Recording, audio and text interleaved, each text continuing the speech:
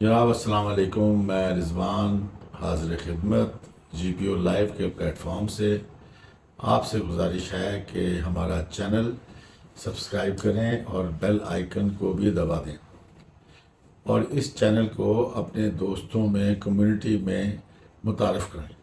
آپ کا شکریہ۔ اب چلتے ہیں وی لاگ کی جانب۔ اچھا جناب، بات کرتے ہیں ٹی ٹی پی کے دھرنے کے حوالے سے جو کہ جاری ہے، اور ٹی ٹی پی کے دھرنے کے حوالے سے کئی چنگویاں شروع ہوئی ہیں آج کل نا۔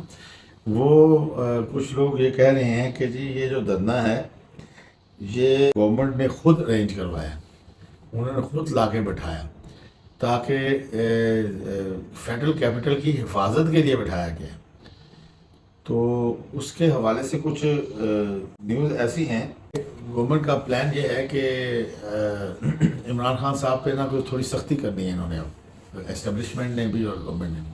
اب وہ سختی جب کریں گے تو ظاہری بات ہے اس کا پھر شور و غوغا بھی اٹھے گا، تو اس شور و غل کے بعد کچھ ممکن ہے کچھ جو لوگ ہیں کارکنان ہیں وہ کوئی اپنا احتجاج لے کر اسلام آباد کی طرف آئیں۔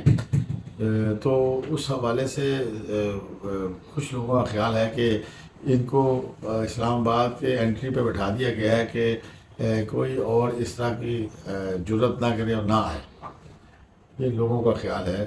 اور اس میں ایسا ہے کہ کل کو کوئی بھی 1500 بندہ لے کے اور اسلام آباد پہ چڑھائی کر دے کوئی، یا کوئی گاڑیوں میں گنے لے کے، تو کیونکہ ان کا اعتبار کوئی نہیں ہے، یہ جو کلٹ فالوور ہے نا، ان کا اعتبار کوئی نہیں ہے، یہ کچھ بھی کر سکتے ہیں۔ یہ وہی لوگ ہیں نا جنہوں نے مارگلا کی پہاڑیوں پہ درختوں کو آگ لگا دی، یہ تو ہمارے سامنے کی بات ہے۔ یہ جب عدالت نے ان کو منع بھی کیا تھا آپ نے ڈی چوک سائڈ نہیں آنا، تو ڈی چوک کی سائڈ پہ آ کے سارے درختوں کو آگ لگا دی، برباد کر کے رکھ دیا خوبصورتی اس کی۔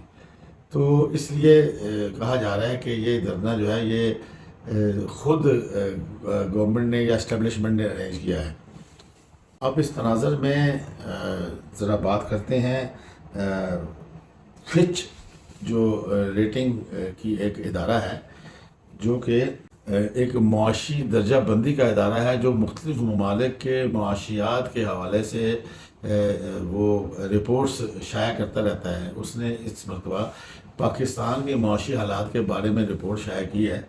ہم نے کل بھی اس کا ذکر کیا تھا، تو اس میں کل تو ہم نے بالکل ایک سمری سی بتائی تھی آپ کو۔ آج تھوڑا سا اس کو چند پوائنٹس اس کے ڈیٹیل میں دیکھتے ہیں۔ فچ نے پاکستان کے حوالے سے کافی پریڈکشنز کی ہیں۔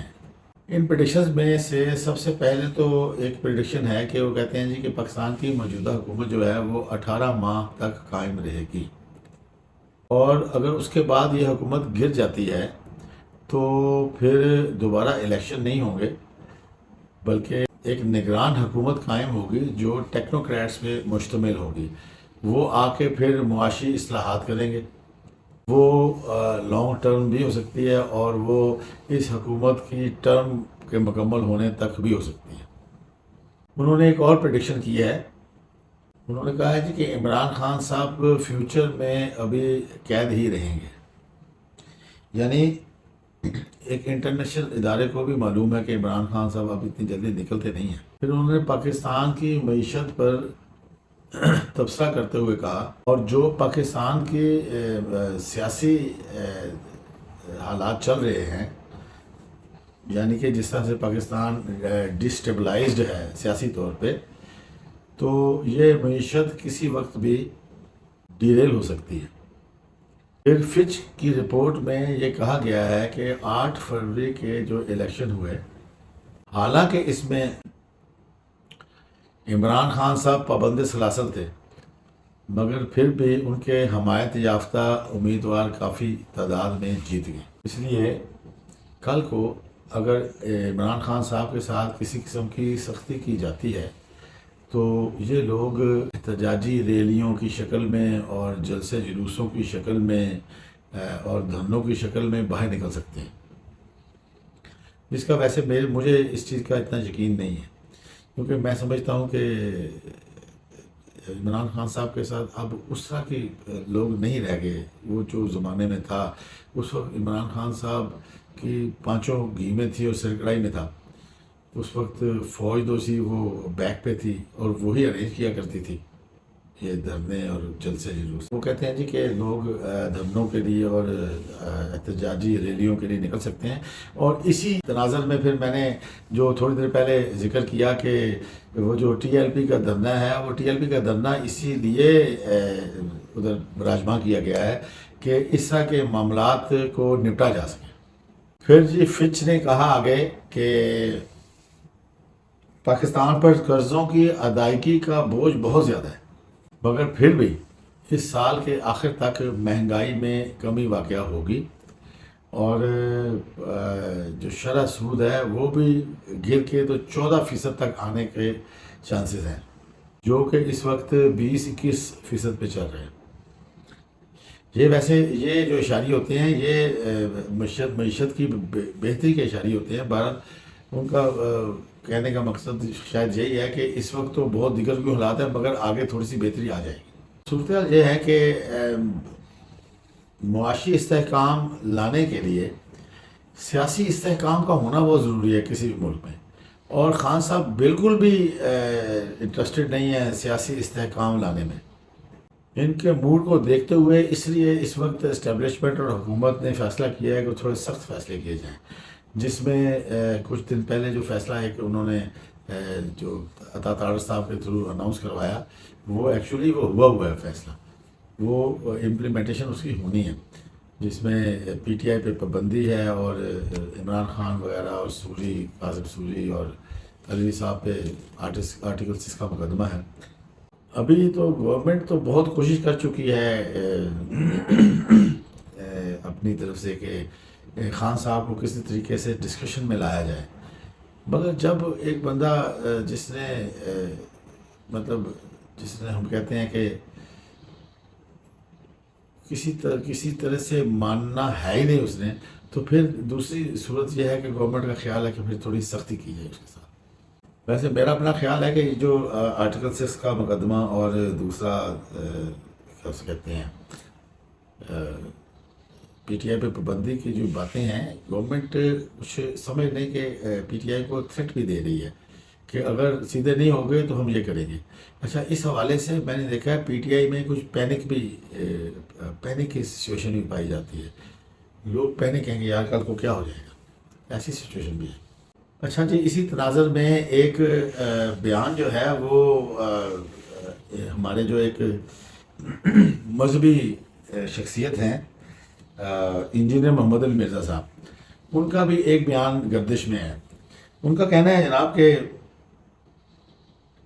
کسی جگہ پہ وہ انٹرویو دے رہے تھے تو ادھر انہوں نے کہا سوال کیا کسی نے تو عمران خان صاحب کے بارے میں تو انہوں نے کہا کہ عمران خان صاحب اگر عمران خان صاحب زندہ رہے اور باہر آ گئے تو ملک میں استحکام نظر نہیں آئے گا اور یہ فوج کو بھی پتہ ہے اس لیے وہ ان کو باہر نہیں لا رہی تا وقتے کہ ان کی کوئی گارنٹی دے. اور آپ کو پتہ ہے کہ گارنٹی ان کی کوئی دے نہیں سکتا کیونکہ ان کی پوری زندگی یو ٹرن سے عبارت ہے اور وہ اپنی کسی بات پر قائم نہیں رہتے. پھر مرزا صاحب نے کہا کہ ہمیں ان کی مظلومیت تو نظر آتی ہے مگر اب فوج کی مجبوری کو بھی سمجھیں. انہوں نے پاکستان میں رہ کر اتنا ڈسٹیبلائز کیا ہوا ہے حالات کو کہ اگر کہیں باہر بھیج دیا جائے تو وہ کیا کریں گے. یہ محمد علی مرزا صاحب کا بیان ہے. اچھا مزے کی بات ہے اس بیان کے بعد خوب ٹرولنگ چل رہی ہے ان کی, خوب گالیاں چل رہی ہیں محمد علی مرزا صاحب کو.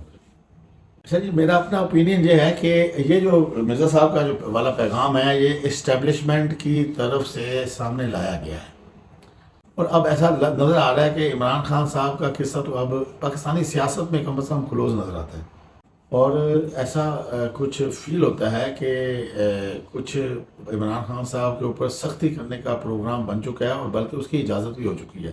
کیوں کہ پچھلے کچھ دن پہلے ایک ہیئرنگ تھی مئی 9 کی اس میں عمران خان صاحب کے وکلاء نے کافی کوشش کی پہلے کہ جی فزیکلی ان کی اپیئرنس کرائی جائے، تو فزیکلی تو اجازت نہیں ملی، تو پھر انہوں نے ایک واٹس ایپ کال پہ ان کو لے لیا۔ اچھا، اب جب وہ ایک چل رہی تھی، ان کی ہیئرنگ چل رہی تھی، اس ہیئرنگ کے بعد ہیئرنگ کے دوران عمران خان صاحب نے نا بیچ میں وہ اپنی بولنی شروع کر دی کہ جی دیکھو جی میرے اوپر گولی چلائی وزیر آباد میں یہ سارا ڈرٹی ہیری نے کیا، اور پھر گالیاں نکالنی شروع کر دی۔ تو ایسا ہوا کہ جب انہوں نے گالیاں نکالنی شروع کی، ان کے ہاتھ سے جو فون تھا نا وہ چھین لیا انہوں نے، جو سپرنٹینڈنٹ جیل ہے، اور اس کے اوپر پھر انہوں نے شاید بدتمیزی کی ان کے ساتھ، تو انہوں نے 2 چانٹے بھی رسید کر دیے ان کو۔ تو اس معاملے کی کوئی انویسٹیگیشن بھی کی گئی ہے، اور اس کی کوئی خیر رپورٹ بھی شاید سامنے آئی ہے۔ تو اس میں پتہ یہ چلا کہ عمران خان صاحب نے گالیاں دیں اور بدتمیزی کی، تو وہ جو سپرنٹینڈنٹ جیل ہیں انہوں نے 2 چانٹے رسید کر دیے، اور انہوں نے بلکہ بعد میں یہ بھی کہا ہے کہ اگر یہ دوبارہ بدتمیزی کرے گا میں دوبارہ اس کو ماروں گا۔ تو ایسا لگتا ہے کہ تھوڑا سا نا کوئی اب وہ پیار محبت جو ہے نا خان صاحب کا وہ کم ہو رہا ہے۔ اچھا جی، اب بات کرتے ہیں پچھلے کچھ دنوں سے 2 اہم ترین جو ہمارے ملک کے ادارے ہیں ان میں ٹکراؤ کسی کیفیت جاری ہے اس وقت۔